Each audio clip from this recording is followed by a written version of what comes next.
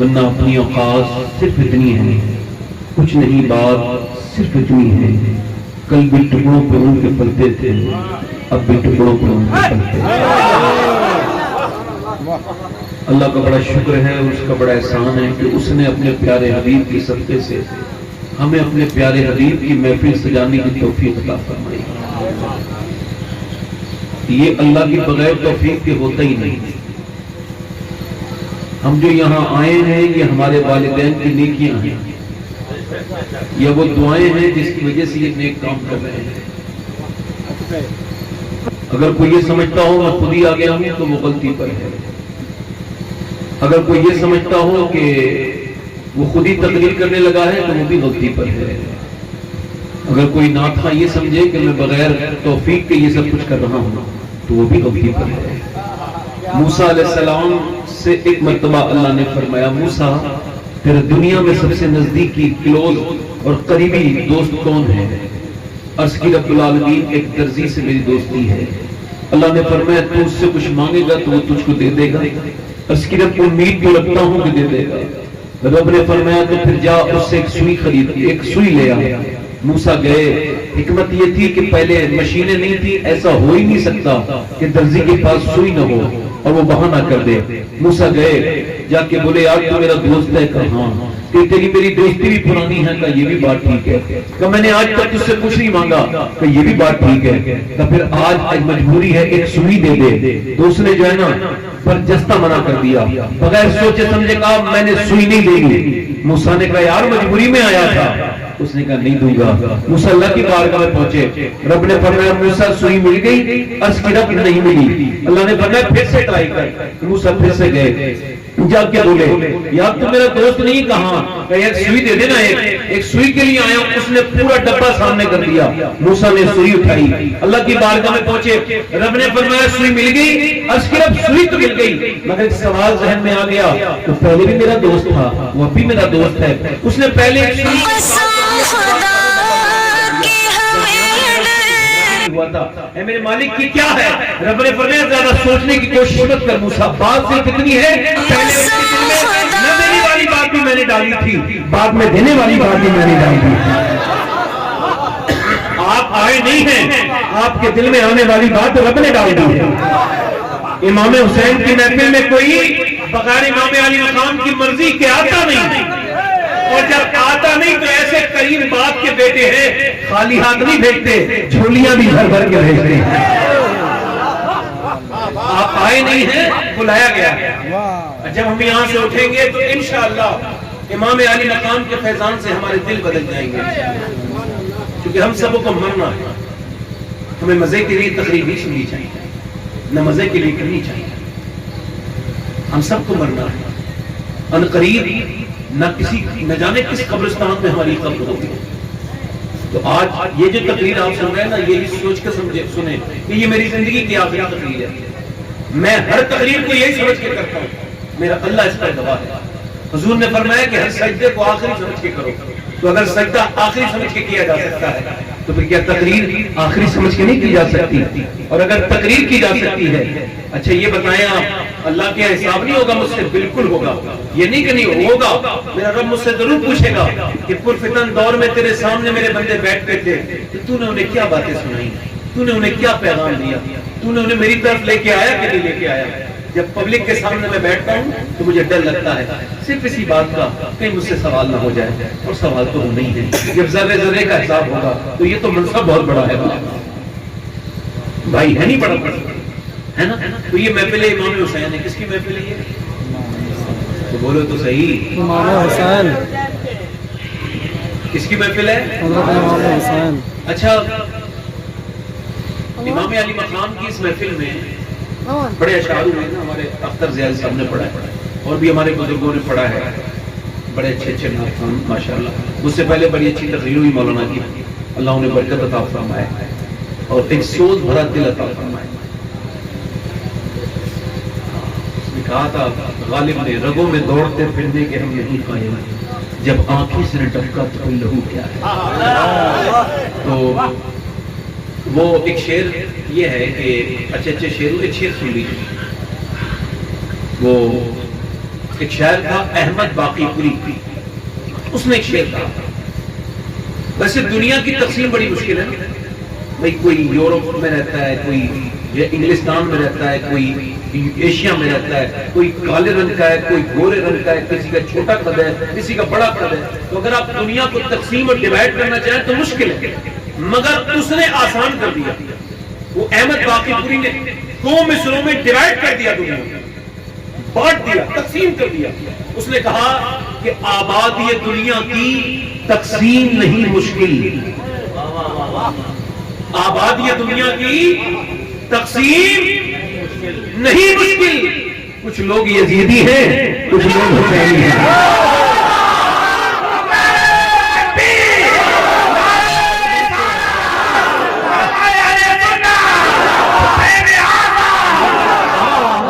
کچھ لوگ یزیدی ہیں، کچھ لوگ حسینی ہیں. عبد الرحمن ابن عوف 10 مبشرہ کے صحابی اپنی بیوی سے کہتے ہیں کون 10 مبشرہ؟ میرے آقا نے فرماتے ہیں وہ 10 جن کو جنت کا مزدہ ملا، اس مبارک جماعت کے لاکھوں سلام. حضرت سیدنا عبد الرحمن ابن عوف اپنی بیوی سے کہتے ہیں ذرا روٹیاں بناؤ، تو وہ روٹیاں بناتی ہیں. عبد الرحمن ابن عوف اس پر گھی لگاتے ہیں، اور گھی لگانے کے بعد حضور کی بارگاہ میں پہنچتے ہیں، عرض کرتے ہیں یا رسول اللہ یہ دونوں روٹیاں میں تحفے کے طور پر امام حسن حسین کے لیے لایا ہوں. حضور دونوں روٹیوں کو لیتے ہیں اور لینے کے بعد اپنی بیٹی کے گھر جاتے ہیں. بیٹی کے گھر حضور کے گھر سے بہت دور نہیں ہے. حضور دن میں 2 بار اپنی بیٹی کے گھر جاتے تھے، اور پھر رات کو تہجد کے بعد جاتے تھے، فجر سے پہلے اپنی بیٹی کے پاس. اور اس دن بھی اچھا بیٹی کا گھر کتنا دور ہے؟ یہ اس وقت جہاں گنبد خضرا ہے نا، جہاں حضور کا روزہ، یہ آدھا روزہ سیدہ فاطمہ کے گھر میں ہے. آدھا یہ احاطہ فاطمہ، یہ جو ہے نا وہ صحن فاطمہ میں حضور کا روزہ بنا ہوا ہے. سیدہ فاطمہ کے گھر میں حضور کے گھر میں کتنا فرق ہے؟ 1 دیوار بیچ میں، اور حضور نے اس میں سے بھی سوراخ کرا لیا. اس کے کرتے کیا ہیں؟ اس سوراخ میں آواز دیتے ہیں جا کے فاطمہ. وہ سیدہ عرض کرتی تھی ابا کیا بات ہے؟ بات کوئی نہیں ہے فاطمہ، تجھے دیکھنے کا دل کرتا ہے تو آواز دے دیتا ہوں. ساری کائنات کا جس کے دیکھنے کا دل کرتا ہے وہ میرے نبی ہیں، اور نبی جسے دیکھنے کا دل کرتا ہے وہ سیدہ فاطمہ الزہرا. تو حضور جاتے ہیں، جا کے کہتے ہیں فاطمہ یہ حسن حسین کو دے دو. امام حسن ایک لقمہ کھاتے ہیں، حسین کھاتے ہیں، دونوں بچے مسکراتے ہیں. ایسا کیسے ہو سکتا ہے کہ امام حسن مسکرائیں تو پھر حضور نہ مسکرائیں؟ حضور بھی مسکرانے لگے. اور اے میرے بھائیوں، جب آمنہ کا بیٹا مسکراتا ہے نا تو خالی آمنہ کا بیٹا تھوڑی مسکراتا ہے، پوری کائنات مسکرانے لگتی ہے. حضور نے فرمایا، میرے آقا کریم بہر کو آئے اور فرمایا اے عبد الرحمن، اللہ تجھے دنیا میں کسی کا محتاج نہ کرے. عنایت کا جوڑا، اجابت کا سہرا، عنایت کا جوڑا دلہن بن کے نکلی. دنیا کہتی ہے یا اللہ مجھے دنیا میں کسی کا محتاج نہ کر، مگر میرے آقا نے آ کر کے اپنے عبد الرحمن ابن عوف کو خوشخبری سنائی، او عبد الرحمن اللہ تجھے دنیا میں کسی کا محتاج نہ کرے، اور آخرت میں تجھے فکر کرنے کی ضرورت نہیں ہے. میں تیری ضمانت لیتا ہوں، چونکہ حسن جب خوش ہوئے ہیں تو میں بھی خوش ہو گیا ہوں، میرا رب بھی خوش ہو گیا.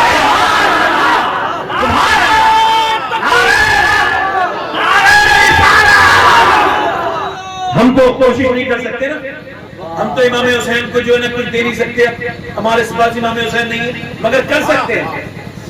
خواجہ قمر الدین سیالوی شربت بانٹتے ہیں. شیخ الاسلام خواجہ قمر الدین سیالوی سیالکوٹ، وہ ہر جو ہے وہ عاشورے کے دن شربت بانٹتے ہیں.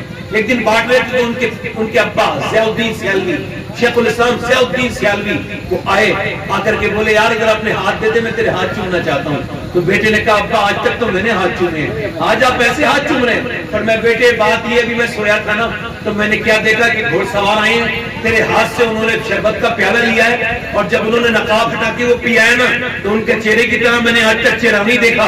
میں نے خواب میں پوچھا آپ کون ہیں جو آپ میرے بیٹے کے لیے شربت پینے آئے؟ تو انہوں نے کہا پہچانا نہیں، میرا نام حسین ابن علی ہے،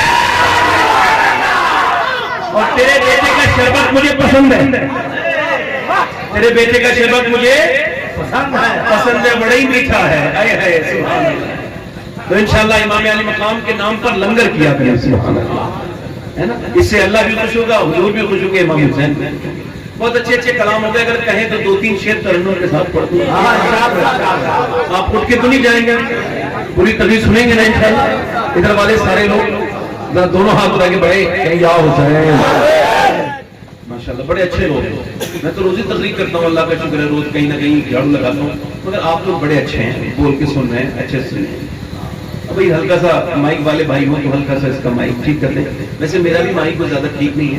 2-3 شعر پڑھتا ہوں، آپ ذرا زور سے بولیں سبحان اللہ. دل لگا کے بولیں، دل لگا کے بولیں. میرا حسین باغ نبوت کا پھول ہے،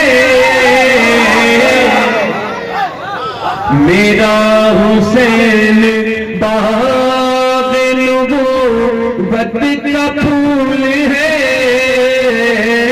میرا حسین باغ، میرا حسین باغ نبوت کا پھول ہے، مولا علی کی جان ہے، خون بطول ہے.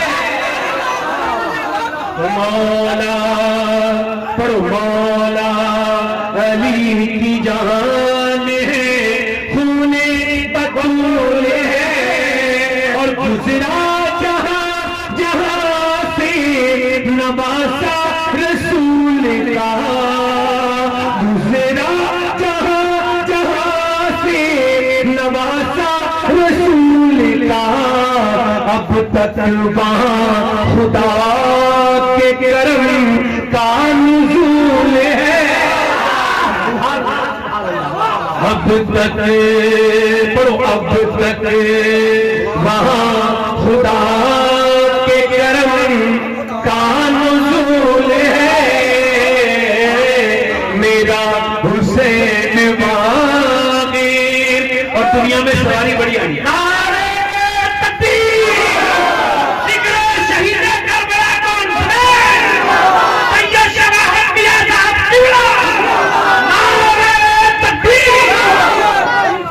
نام کے نعرے لگاؤ، میں تو ناکارہ انسان ہوں، بزرگوں کے نام کے نعرے لگائیے. اچھا دنیا میں بڑی بڑی سواریاں آئی نا، آج بھی کوئی بلٹ خرید لیتا ہے تو اس کے پیچھے کی ربڑ کٹواتا ہے.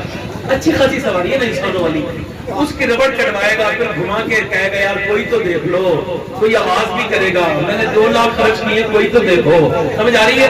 ذرا غور تو کریں، حضرت ابوبکر صدیق رات میں چلتے تھے جوتے اتار کے چلتے تھے، دن میں چلتے تھے جوتے پہن کے. حضرت عمر نے کہا حضور ایک بات سمجھ نہیں آئی، رات کو جوتے اتار کے چلتے ہیں، دن میں جوتے پہن کے، مسئلہ سمجھ نہیں آتا. آپ نے فرمایا عمر میں یہ نہیں چاہتا کہ میرے پیروں کی آواز سے کسی مسلمان کی نیند خراب ہو، اس وجہ سے میں بغیر جوتے کے چلتا ہوں. اللہ اکبر. ذرا غور تو کریں، کوئی بی ایم ڈبلیو پہ ناز کرتا ہے، کوئی جیگوار پہ ناز کرتا ہے، کوئی مرسڈیز پہ ناز کرتا ہے، کوئی کسی گاڑی پہ ناز کرتا ہے. دنیا میں سوار بڑے ہیں، سواریاں بڑی آئی، مگر ذرا نہ تو ایسا سوار دنیا میں آیا نہ ایسی سواری سماعت کریں. دنیا میں اور کون ہے شبیر کے سوا، دنیا میں اور کون ہے شبیر کے سوا، ایسا سوار جس کی سواری رسول ہے،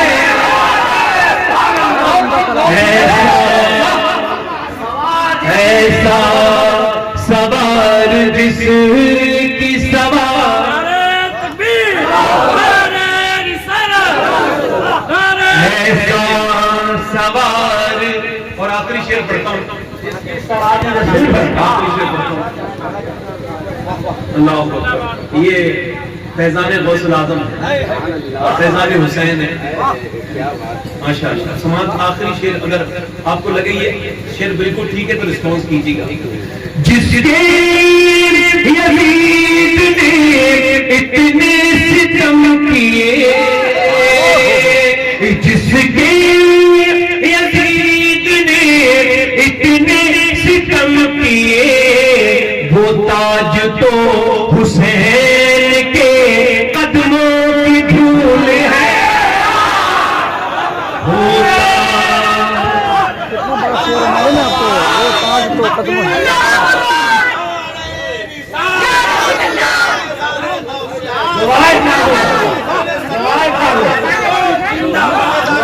جس کے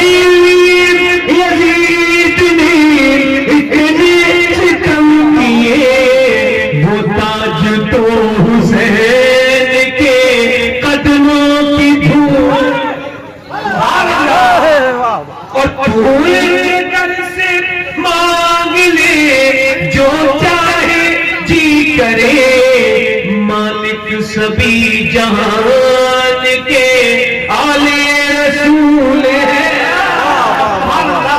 अब मैंने अपनी तकरीर शुरू करनी है, बड़े आराम से बैठ के मेरी तकरीर सुने। बहुत आम लबो लहजे का इंसान हूँ, बहुत ज्यादा आपसे दाद का भी तलब नहीं करता। मेरा ये तलब ये है कि आप ध्यान से सुन के जाएं। तबलीग कहते हैं प्रचार, इधर देखिए, तबलीग कहते हैं प्रचार को, किसी चीज को फैलाना। और हुजूर से, सरकार दो आलम सल्लल्लाहु अलैहि वसल्लम से बड़ा मुबल्लिग कायनात में कोई नहीं। ना ऐसा कोई मुबल्लिग है, ना ऐसा कोई रसूल है, न कोई ऐसा आका है, और न ऐसा कोई पैगंबर है। हुजूर की बारगाह में सहाबा अर्ज करते हैं, या रसूल अल्लाह, आपकी तबलीग जो है ना, इस पर हम आपको उजरत देना चाहते हैं, कोई नजराना, कोई तोहफा देना चाहते हैं आपकी तबलीग पर। तबलीग कौन सी तबलीग? एक दिन नबी पाक सल्लल्लाहु अलैहि वसल्लम मदीने में बैठ कर नमाज पढ़ रहे हैं। बैठ के नमाज पढ़ते हुए सहाबा ने कभी नहीं देखा था। करीब आए, उन्होंने हक्का बना लिया, हुजूर की बारगाह में अर्ज करते हैं, या रसूल अल्लाह, आपको हमने कभी बैठ के नमाज पढ़ते नहीं देखा, आज क्या बात है जो आप बैठ के नमाज अदा फरमा रहे हैं? तो आपने फरमाया, बात ये है कि मैंने आज 5 दिन से कुछ खाया नहीं है और मुझसे खड़ा नहीं हुआ जाता, इस वजह से मैं बैठ के नमाज पढ़ रहा हूं। हल्का सा इसका इको कम कर दें ताकि आवाज साफ हो जाए। बैठ के नमाज इस वजह से पढ़ रहा हूं कि मैंने बाबा फरीदुद्दीन गंज शकर, हज़रत निजामुद्दीन औलिया महबूब इलाही कहते, मेरे पीर जब खाना खाते थे तो तोल के खाना खाते थे। और मैंने एक दिन उनसे पूछ लिया, हुजूर अल्लाह बेहिसाब देने वाला मेहरबान है, आप ये हिसाब से क्यों खाते हैं? तो आपकी आंखों में आंसू आ गए। एक तराजू था छोटा था, उसमें से एक लुकमा तोलते थे और एक खाते थे पूरे दिन में। कहते थे आप ये एक ही लुकमा क्यों खाते हैं? तो बाबा फरीदुद्दीन रोने लगे और कहने लगे, बात ये है निजामुद्दीन कि मैंने अपने आका के खाने का पूरी जिंदगी में हुजूर ने जितना खाना खाया ना, मैंने अंदाजा कर लिया है। तो मैं हुजूर का गुलाम हूं ना, हुजूर से ज्यादा खाना नहीं खाना चाहता, इस वजह से मैं तोल के खाना खाता।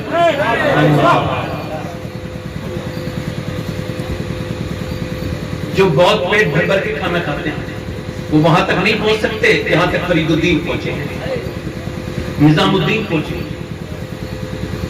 पैगंबर इस्लाम की याद, ऐसी याद आज तो हम भूल गए हुजूर। हमारे ना घरों में हुजूर है, ना हमारे मोबाइलों में हुजूर है, ना हमारी नशिस्तों में हुजूर है। हम जो है ना भूल चुके हैं हुजूर को।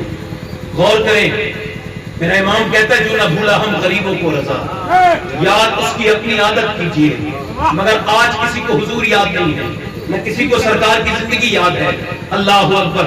हजरत सहाबा इकराम, हजरत सहाबा हुजूर की बारगाह में आते हैं, आपको तबलीग पर कुछ उजरत देना चाहते हैं। मुसलमानों कभी भूल गए आप हुजूर की तबलीग को? मेरे आका फरमाते हैं, जितने नबी आए हैं, यानी 1,24,000 कम बेश, फरमाते हैं सारों की तकलीफ एक पल्ले में रख दी जाए और मुझ मोहम्मद की तकलीफ एक पल्ले में रख दी जाए, तो फरमाते मैंने जितने दुख सहे हैं और मैंने जितनी तकलीफें झेली हैं, मेरी तकलीफें, मेरी अज़ियतें सारे नबियों पर भारी हो जाएंगी। जितनी मैंने देखो, दुनिया से भी जाना है और यहाँ से भी उठ के जाना ही है, मगर आज इस तकरीर को मिस न करना। हो सकता है कि ये तकरीर मेरे अच्छे खात्मे का सबब बन जाए और आपके भी अच्छे खात्मे का सबब बन जाए। जरा गौर करें, हुजूर की जिंदगी को गौर कीजिए। पैगंबर इस्लाम पेट से पत्थर बांध रहे हैं, एक जंग हुई है, उसका नाम है जंग ओहद। अल्लाह के पैगंबर के तकरीबन 100 सहाबा शहीद हुए हैं और उसके बाद क्या किया है जालिमों ने? उन सहाबा इकराम की नाक काटी है, उनके कान काटे हैं, और कान और नाक काटने के बाद काफिरों ने अपने गले में जो है वो हार के तरह से पहन लिया है। पैगंबर इस्लाम की मुबारक रुखसार पर एक खुद की एक कड़ी दाखिल हो गई है। किसी ने जाकर के सैयदा फातिमा से कहा है, जल्दी चलो आपके अब्बा जख्मी हो गए हैं। कोई कहता है नबी पाक शहीद तो नहीं हो गए? अल्लाह के पैगंबर के बारे में तरीके की बातें होती हैं। कोई जाकर के सैयदा फातिमा को से कहता है, तो सैयदा फातिमा अपने घर से निकलती है और निकलने के बाद ओहद के मैदान तक आती है। 3 किलोमीटर पैदल आती है हुजूर की बेटी, मगर जब अपने अब्बा के चेहरे को देखती है, मेरे माँ बाप कुर्बान हो जाए, हुजूर के रुखसारे मुबारक مبارک پر جب خون بہ رہا تھا تو اس کڑی کو نکالتے ہیں سعد بن وقاص اور اس زخم پر سیدہ فاطمہ الزہرا کھجور کی چھال کو جلا کر کے اسے زخم کو رکھتی ہے، پھر ہاتھ اٹھاتی ہے اور ہاتھ اٹھا کے بد دعا کرنے والی ہوتی ہے تو میرے نبی ہاتھ پکڑ کے کہتے ہیں بیٹی نہ، ہم لوگ بد دعا کرنے نہیں آئے ہیں، ہم تو دنیا میں دعا کرنے کے لیے آئے ہیں، فاطمہ بد دعا نہ کرو۔ پھر نبی پاک اپنے جائزہ لیتے ہیں اپنے غلاموں کا، ایک صحابی کے پاس جاتے ہیں تو رونے لگتے ہیں، پھر دوسرے کے ناک کان کٹے دیکھتے ہیں تو میرے نبی کا قلب نازک پریشان ہو جاتا ہے، حضور کی آنکھیں بار بار برسنے لگتی ہیں۔ پیغمبر اسلام دیکھتے جاتے ہیں، چلتے حضور ایک کے بعد دو کے بعد تیسرے کے پاس، ایک جنازے کے پاس جب پہنچتے ہیں، جب ایک جسم کے پاس پہنچتے ہیں، حضور دیکھتے ہیں کہ اس جسم کا کلیجہ چبایا گیا ہے اور اس کے اوپر اس لاش کی بڑی بے حرمتی کی گئی ہے، تو پیغمبر اسلام اس لاش کے سر پہ ہاتھ رکھتے ہیں اور پھر رونا شروع کر دیتے ہیں۔ صحابہ اکرام جب قریب جاتے ہیں تو کیا دیکھتے ہیں؟ حضرت سیدنا امیر حمزہ حضور کے چچا مشفق و مہربان کی لاش وہاں پڑی ہے۔ پیغمبر اسلام روتے ہیں، نبی پاک کے پاس ایک جوڑی کپڑے ہیں، دوسرے جوڑی کپڑا نہیں ہے جو آج اپنے چچا کو کفن بھی دے سکے۔ میرے صحابہ اکرام کو ایسے دفن کر دیا گیا ہے، اللہ اکبر، جن کپڑوں میں وہ شہید ہوئے تھے وہ انصار و مہاجرین کی لاشیں پڑی ہیں۔ میرے پیغمبر اسلام اپنے چچا کے قریب بیٹھ کر کے روتے ہیں، اللہ اکبر، مدینے واپس پہنچتے ہیں۔ اما عائشہ پوچھتی ہے یا رسول اللہ، یہ جو عہد کا دن ہے اس سے بھی سخت دن آپ پہ کوئی گزرا ہے؟ اس سے بھی زیادہ سخت دن جب آپ کے چچا کا کلیجہ چڑھایا گیا، جب آپ کی رخسار میں کڑی داخل ہو گئی، جب آپ کی دندان مبارک کی کچھ حصے شہید ہو گئے، تو کیا اس سے بھی سخت دن آپ کو گزرا ہے؟ تو آپ نے فرمایا ہاں، اس سے بھی سخت دن وہ گزرا تھا جب میں طائف کے اندر گیا تھا۔ طائف کیا ہے؟ میرے تایا حکیم سید احمد علی شاہ رحمۃ اللہ علیہ، میرے استاد، وہ کہتے تھے بیٹے شباہت کبھی بھول نہ جانا طائف کو۔ میں کہتا تھا ابا طائف کیا ہے؟ تو کہتے تھے طائف میری نظر میں اسلام ہے۔ میں کہتا تھا کیا؟ تو وہ بیان کرتے تھے اپنے لہجے میں، بیٹے مکے سے حضور طائف گئے تھے اور 80-90 کلومیٹر جانے کے بعد پیغمبر نے پیدل سفر کیا 80-90 کلومیٹر اور لوگوں سے جا کے کہا تھا آج ذرا غور تو کرو، آج ہمیں وقت پہ کار نہ ملے تو ہم ناراض ہو جاتے ہیں۔ آج تبلیغ کے دورے پہ جانے والوں کو اگر ان کے من مطابق کمرہ نہ ملے تو ناراض ہو جاتے ہیں، مگر میرے حضور کی تبلیغ تو دیکھو، سخت گرمی میں 90 کلومیٹر دور پیدل چلے ہیں اور جا کر کے کہتے ہیں اللہ ایک ہے۔ جب آپ دعوت دیتے ہیں تو طائف کے لوگ آپ کی بات کو نظر انداز کرتے ہیں، آپ کی بات کو رد کر دیتے ہیں۔ میرے حضور فرماتے ہیں تم نہیں مانتے تو نہ مانو، میں چلا جاتا ہوں، مجھے جانے دو، مگر وہ آپ کے پیچھے بدترین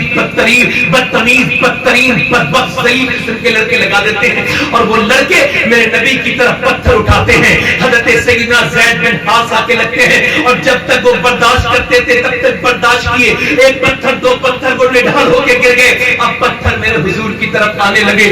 سوچو تو میرے پیغمبر اسلام کے بارے میں، میرے ماں باپ قربان ہو جائے میرے حضور پر، میری نسل قربان ہو جائے میرے حضور پر، میرے تو سب کچھ میرے آقا ہی ہے، مگر نبی پاک کی طرف پتھر آئے، حضور ایک پاؤں کو اٹھاتے ہیں تو دوسرے پاؤں پہ مارتے ہیں۔ حضور جب بیٹھ جاتے ہیں تکلیف کی وجہ سے تو اٹھا کے مارتے ہیں۔ میرے نبی کے مقدس جسم کی طرف تو پتھر آ رہے ہیں، اللہ اکبر، کوئی پتھر کوئی تیر تھوڑی ہوتے ہیں، نبی پاک کی پنڈلیوں میں اتنے پتھر مارے کہ حضور کی نالین شریف بھیگ گئی خون سے اور نبی پاک کی نالین شریف میں خون بھر گیا۔ کیوں؟ آپ کو پتہ اتنے پتھر مارے تھے حضور کی پنڈلیوں پر کہ پنڈلیاں پھٹ گئی تھی، میرے آقا کی مبارک پنڈلیاں پھٹ گئی تھی۔ میرے نبی پاک کو زید بن حارثہ نے اٹھا کر کے اس طرف کو لے کے گئے، جبریل امین حاضر ہوتے ہیں، عرض کرتے یا رسول اللہ، اللہ فرماتا ہے آپ کہیں تو ان بدتمیزوں کو برباد کر دیا جائے، ظالموں کو دونوں پہاڑ کے بیچ میں انہیں دیش کو نابود کر دیا جائے۔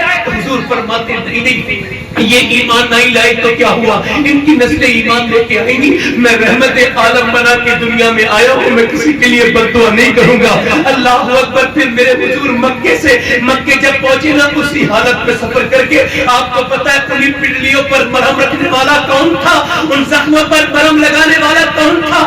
کوئی اور نہیں تھا، میرے حضور کی 7-8 سال کی بیٹی سیدہ فاطمہ تھی۔ اس چھوٹی سی فاطمہ کے دل پہ کیا گزرتی ہوگی جب اس نے اپنے باپ کے زخموں کو دیکھا ہوگا۔ وہ سیدہ فاطمہ الزہرا تھی، اللہ اکبر۔ سیدہ فاطمہ 55 میں عرض کرتی ہیں ابا جان، یہ مکے کے لوگ ہمارے گھر میں پتھر کیوں مارتے ہیں؟ اے ابا یہ بتائیے بتائیے یہ پتھر کیوں مارتے ہیں؟ یہ بتائیے کبھی امی کے لگتے ہیں کبھی میرے لگتے ہیں، یہ پتھر کیوں مارتے ہیں؟ کیسا نازک سیدہ فاطمہ کے کلیجے پہ اثر پڑتا ہوگا، کیسے اثرات مرتب ہوتے ہوں گے ذہن فاطمہ پر کہ جب ان کے گھر میں پتھر آتے تھے تو نبی پاک نے فرمایا فاطمہ ابھی یہ تیرے باپ کو جانتے نہیں ہیں، جب جانیں گے تو پھر ظلم نہیں کریں گے۔ ایک دن نبی پاک کعبے میں نماز پڑھ رہے، تبلیغ تو دیکھو نبی کا مبارک قدم دبا دی گئی، میرے آقا کریم کی آنکھیں باہر کو آنے کو ہی۔ ایک دن نبی پاک کعبے میں نماز پڑھتے تھے، نماز پڑھتے پڑھتے اونٹ کی اوجڑی اوپر رکھ دی، میرے ماں باپ قربان ہو جائیں میرے حضور پر، نبی نے سجدے کو طول دے دیا، بس جدو مختلف کے مزے لے رہے ہیں میرے آقا، مگر یہ ظالم سمجھتے ہیں یہ مذاق اڑاتے ہیں، یہ ہٹنگ کرتے ہیں، یہ نبی پر فکرے کرتے ہیں، یہ ظالم مذاق اڑاتے ہیں، مگر انہیں کیا پتا تھا جن کا غلام 2 انگلیوں سے خیبر کے دروازے کو اٹھا کے پھینک دیتا ہے، اس کے بارے میں یہ خیال کرنا کہ اس سے اونٹ کی اوجڑی میں اٹھی حماقت ہے۔ مگر کوئی جا کر کے سیدہ فاطمہ سے کہتا ہے جاؤ جا کر کے دیکھو، اب 8 سال کی 7 سال کی فاطمہ جاتی ہے اور جا کر کے حضور کی اونٹ کی اوجڑی کو دیکھتی ہے، بے چین تڑپ جاتی ہے بیٹی فاطمہ اور ہٹاتی ہے اونٹ کی اوجڑی، اور ہٹانے کے بعد اونٹ کی اوجڑی پھر نبی پاک کی زلفوں پر لگی تھی غلاظت، چھوٹی چھوٹی بچی پانی ننھے ننھے ہاتھوں سے لاتی ہے اور آب زمزم حضور کی زلفوں پہ جب ڈالتی ہے، حضور ایسے دیکھتے ہیں پورے مکے میں کوئی نہیں ہے جو میرے حضور کا ساتھ ہے، ایسے کر کے حضور دیکھتے ہیں اپنی بیٹی کو، چھوٹی سی بیٹی کو دیکھ کے رونے لگتے ہیں۔ جب باپ کی آنکھوں میں آنسو دیکھتی ہے بیٹی تو سیدہ فرماتی ہے میرے ابا آپ روئے نہیں، میری امی کہتی تھی ایک دن وہ آئے گا اللہ آپ کو بہت عزت عطا فرمائے گا۔ حضور نے بیٹی کو چپٹا لیا اور میرے آقا کعبے میں نبی پاک اپنی بیٹی سے چمٹ کے رونے لگے۔ اللہ اکبر، کیسے درد میرے مصطفیٰ نے سہے ہیں، کیسے تکلیفیں میرے حضور نے سہی ہے۔ اللہ اکبر، پھر شیب ابی طالب میں نبی پاک کو 3 سال تک بائیکاٹ کیا گیا۔ حضور فرماتے اتنے بھوکے رہتے تھے میرے قوم کے بچے، میرے قبیلے کے بچے، ان کے رونے سے پہاڑوں کے دل تو لرز جاتے تھے مگر کفار مکہ کے دل پہ کوئی اثر نہیں ہوتا تھا۔ اللہ اکبر، میرے نبی پاک نے بے ہجرت کی، ہجرت کرتے تو کعبے کو دیکھ کے روتے تھے۔ آج حاجی 10 دن رہ لے 15 دن کعبے میں تو کعبے کی جدائی میں روتا ہے، میرے حضور تو پورے 53 سال رہے ہیں کعبے کے قریب، کعبے کو دیکھ کے رونے لگتے ہیں اور کہتے ہیں کعبے میرا بچپن تیرے قریب گزرا ہے۔ پھر کعبے کو چھوڑ کے جاتے ہیں مدینے، مدینے پیچھے پیچھے آپ کی بیٹی سیدہ زینب بڑی بیٹی وہ بھی